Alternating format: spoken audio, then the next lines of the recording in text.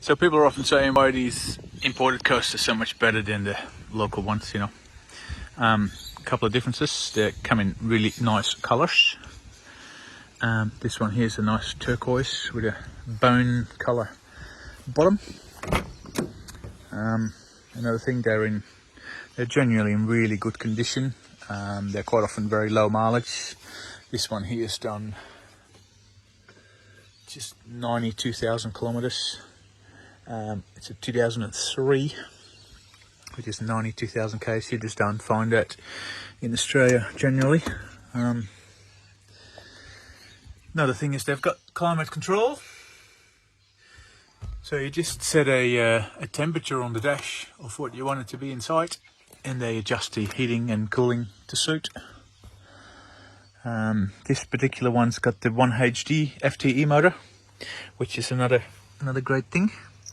Oh, cat's gonna go in. Check it out, Andy. 1HD FTE puts out 148 kilowatt. If you compare that to 1HZ, it's just 98 kilowatt, so 50% more power, which makes a huge difference. Imported ones usually automatic, nice and easy to drive. Gross vehicle mass of just 4495, so you can drive it on a car license.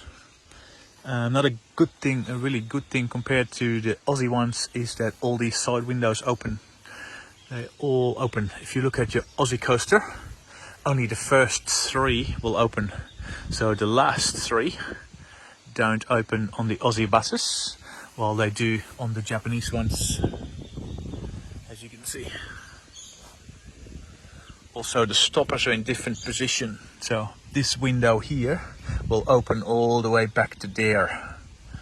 And on the Aussie buses, you've got the stoppers preventing the window from opening any more, like 3-4 inches. Look at this cat. And then another thing, main difference with the Aussie ones is that the Japanese ones quite often have a lift-up tailgate rather than a upright emergency exit door. And there he is. Factory reversing camera. Beautiful colour, this turquoise. Never get sick of looking this colour bus. Another thing, they got tubeless wheels and tyres. This particular one actually has a set of genuine alloys fitted, which can be bought in Japan new still, but they're about $800 odd US each. So it's not really economically viable to buy a set of these unless you really loved your bus a lot. Also, the Japanese ones generally have this one-piece outward opening swinging door rather than the bifold door.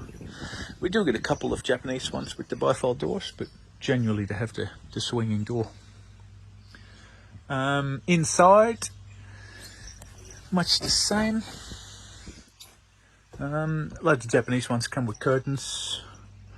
Whether you want to use them or not remains another thing. They nearly always have this carpet mat, and they have these raised floors in the back which are easy to remove. They're just timber boxes basically, so once you pull that edging off in the vinyl back, you can actually unscrew these and get rid of all those, and it leaves a flat floor underneath. Japanese ones usually have the parcel shelf, but nobody cares because it usually comes out anyway. Apart from that, it's still a coaster.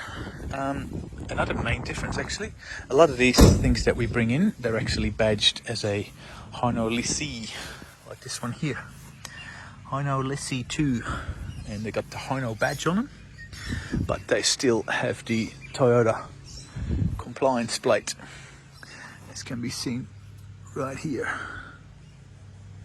So they are 100% Toyota, but sometimes they're badged as a Hino Lessee, just depending on where they were sold, I think in Japan, on whether they badge them as a Toyota or a Hino. Really good buses. This one belongs to Elise and it's getting picked up tomorrow. Got about another 20 odd coming in. Most of those have deposits already. A couple still available. We'll keep buying them, obviously. People want them, we'll keep bringing them in. At least until July, which is I think when they'll change all the rules and stop us bringing these in. Thanks for watching.